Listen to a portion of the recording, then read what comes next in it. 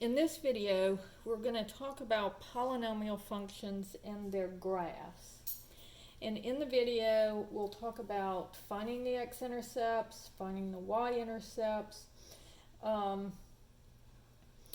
looking at the end behavior, along with looking at the multiplicity of each zero. Now, the first thing that we want to do is we want to look at graphs and see what is a polynomial function, the graph of a polynomial function, and what is not.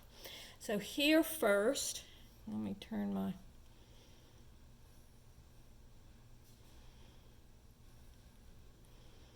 brightness up a little bit. So notice on this graph, this is a snake. Notice that it is a smooth curve and that it is continuous because I can draw the whole thing without picking up my pencil.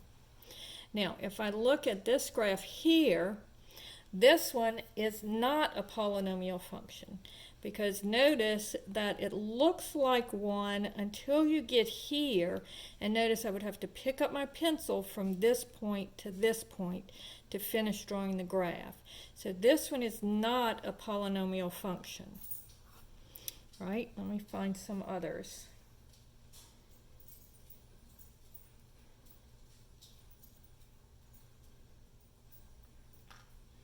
All right, this one is a polynomial function because notice, again, this is kind of the W shape. No corners. It's a smooth curve and it's continuous. I can draw the whole thing without picking up my pencil. This one is not a polynomial function because notice, even though it's smooth here and smooth here, there's this corner here. And polynomial functions do not have jagged corners like this. They only have smooth corners.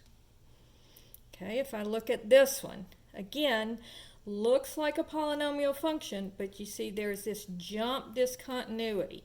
So this one is not a continuous function, so it is not a polynomial function. And then this one again, this one would be a polynomial function because it's a smooth curve and it is continuous. I can draw the whole thing without picking up my pencil, which means it's continuous, and there's no sharp corners. It's all smooth. It curves easily. Right? So now you kind of have an idea of what is a polynomial function and what they look like and what is not a polynomial function. Now, let's look at 6 different polynomial functions. So the first one is f of x is equal to x to the 6th minus 3x to the 4th plus 2x squared. Now, the first thing that I'm going to do on all of these is I am going to first find the x-intercepts, or the zeros. So find the zeros of the polynomial. So the zeros of the polynomial is where the function, or where y equals 0. So it's the same as the x-intercepts. So I just set the y equal to 0. All right. Now, again, I'm going to have to factor this. So notice it has a common factor of x squared.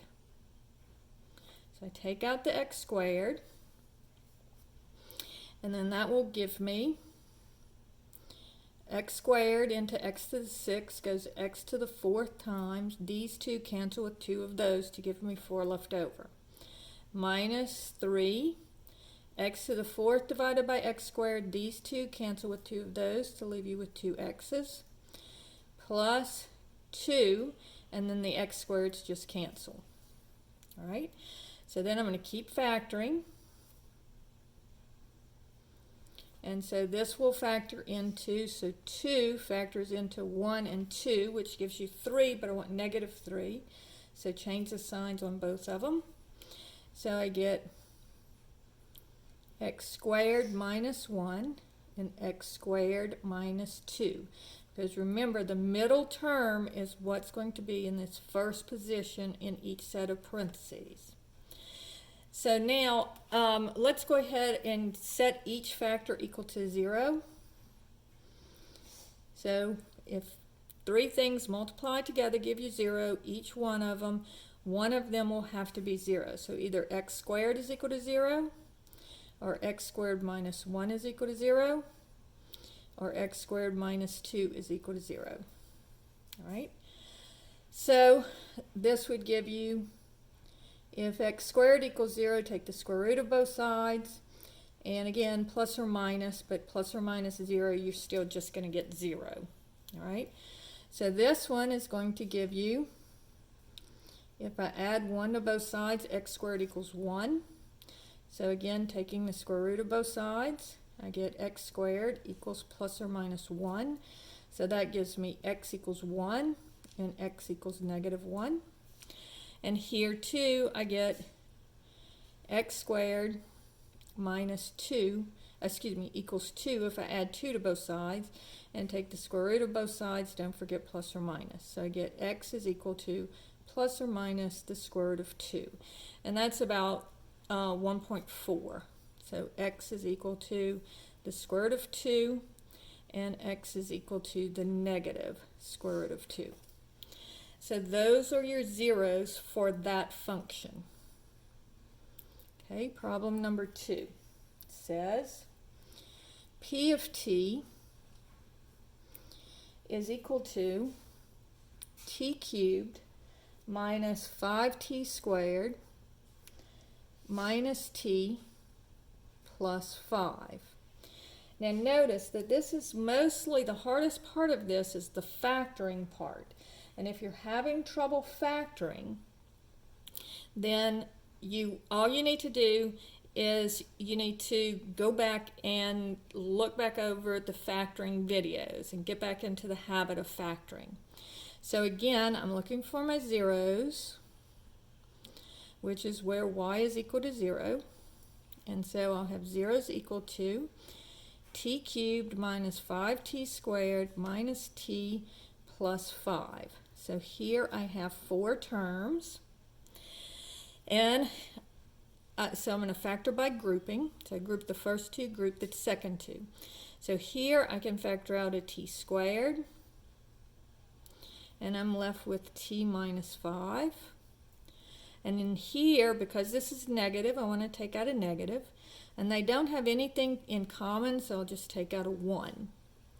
And I'm left with negative into negative is positive t, negative into positive is negative 5. Now I have 2 terms, and so they both have t minus 5 in common, so I'm going to take out the t minus 5, and I'm left with t squared minus 1. And then I have 0 is equal to t minus 5, and then this is a difference of 2 squares, t plus 1 and t minus 1, which notice that I could have done that over here as well. I could have continued to factor, but instead I chose to do the square root method. All right, so here I'm going to set each factor equal to 0. So t minus 5 equals 0, t plus 1 equals 0, or t minus 1 equals 0. Add the 5 and I get t equals 5. Add the negative 1, subtract the 1 and I get t equals negative 1, and then add the 1 and I get t equals 1. All right, so again, notice this one has 3 answers and it's t cubed, so it should have 3 answers. Notice this one is t to the 6, so I should have 6 answers, but notice I only have 1, 2, 3, 4, 5. Now, why do I only have 5 answers on this one when it's x to the 6? Well, the reason is because, remember, this one counts as 2. That's called a multiplicity of 2. So it counts as two answers because it's x equals 0 and x equals 0, because x squared is x times x, right? So I could write this down as x equals 0 and x equals 0. So it counts as two of the answers. All right? Problem number 3 says c of x is equal to x minus 2 squared times 2x plus 3. Now again, I'm trying to find my zeros. So this one is going to be, 0 is equal to x minus 2 squared times 2x plus 3. Now notice the difference between these up here and this one here. This one is already factored for me, so I don't have to do the hard part of factoring. It's already done for me.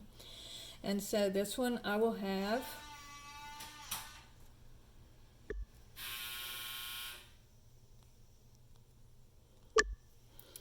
so that tells me that x minus 2 equals 0 or 2x plus 3 equals 0. Also notice that this one is squared. So this one has a multiplicity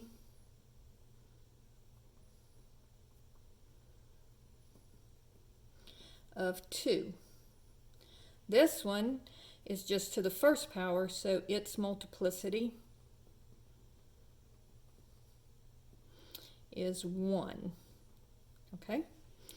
And so here I would add 2, and here I would subtract the 3, and then divide by 2.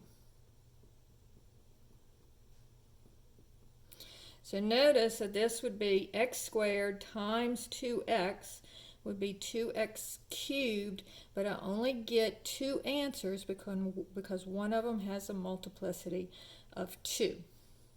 Right? And then problem number 4 says r of x is equal to negative 3x to the 4th times x plus 1 to the 5th times x minus 1 to the 3rd times x plus 2 to the 4th. And so finding its zeros, I would have 0 is equal to all of this stuff, equal to this function. All right. And then this one would be negative 3x to the 4th equals 0, x plus 1 equals 0, x minus 1 equals 0, and x plus 2 equals 0. So here, first divide by the negative 3. I get x to the 4th equals 0, take the 4th root, and again, you would need the plus or minus, but again, you're going to have x equals 0. Then this one would be x equals negative 1, subtracting the 1. This would be x equals 1, adding the 1. And this one would be x is equal to negative 2, subtracting the 2 from both sides. All right? And so there are your zeros. Now notice that this one has a multiplicity of 4. This one has a multiplicity of 5. This one has a multiplicity of 3. And this one has a multiplicity of 4. And we'll talk about the multiplicities in a second. All right. Now let's go ahead and find the y-intercepts for each of these functions. So to find the y-intercepts, I let x equal 0.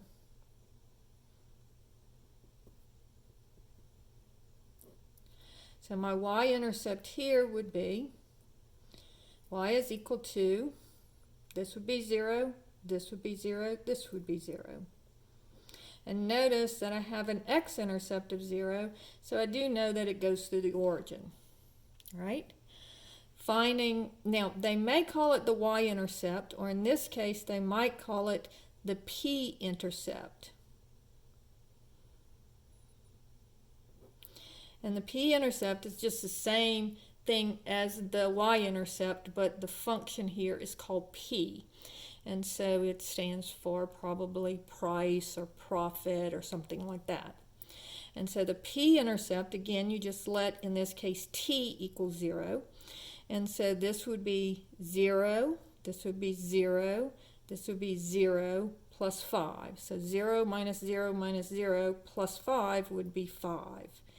And so just like we saw before, whatever the constant function is, that's going to be your y-intercept, or in this case, your p-intercept. All right? And here, there is no constant function, so my constant function is 0.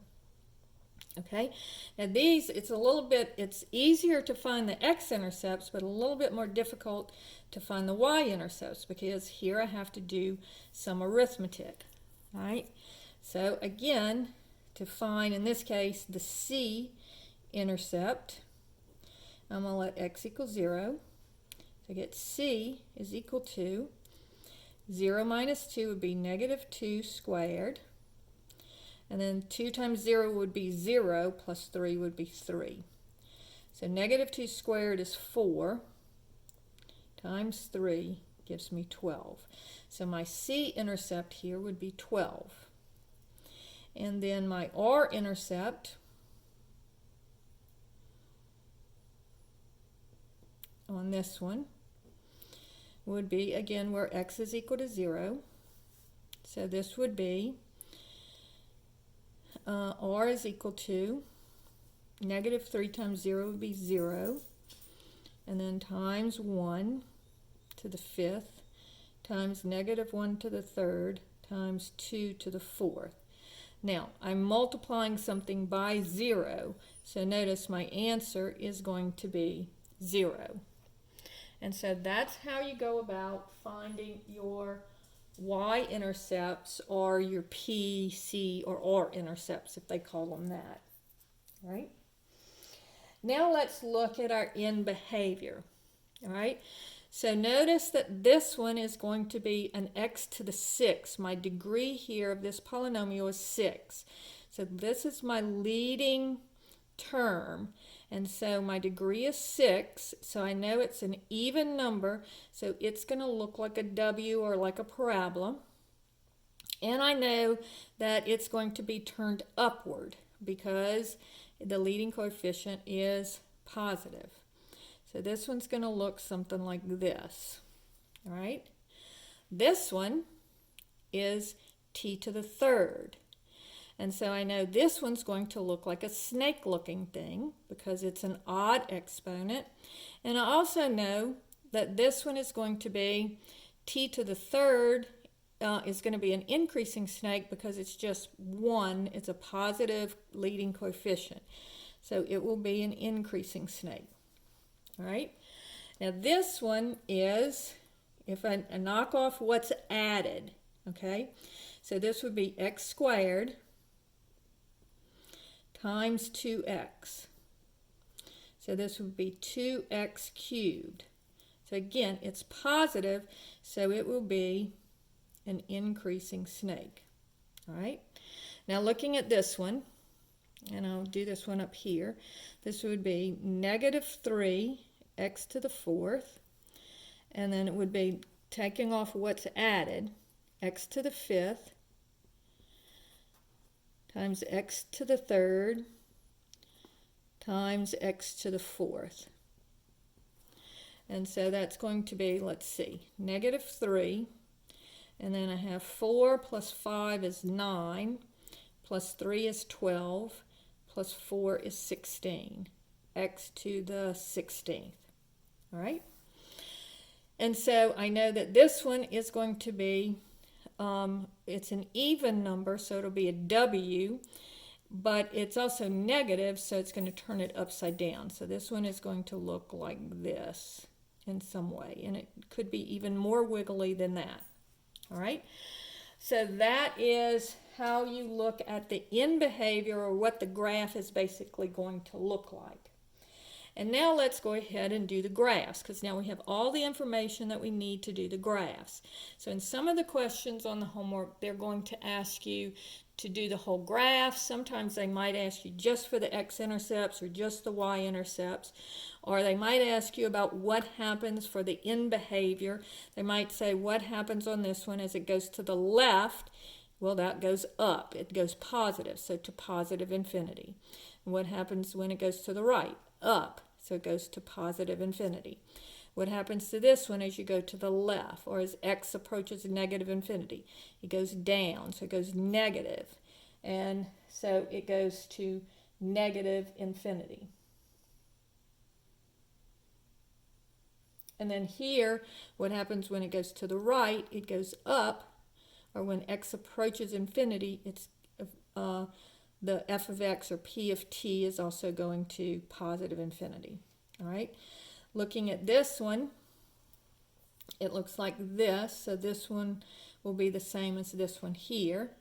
And then looking at this one, when x goes to the left, it goes down, and when it goes to the right, when the x goes to the right, the y goes down. So both of them will be approaching negative infinity. So that's looking at the end behavior. All right, so they might say as x goes negative, or to the left, what happens to the y? It goes negative. And what happens when you go to the right? It goes negative. All right. All right, so looking at this first problem, I know that I have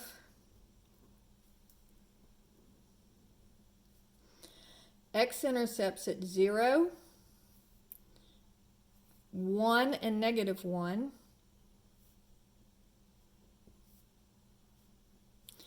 And I know that I have x-intercepts at square root of 2 and negative square root of 2. Now this is about 1.4.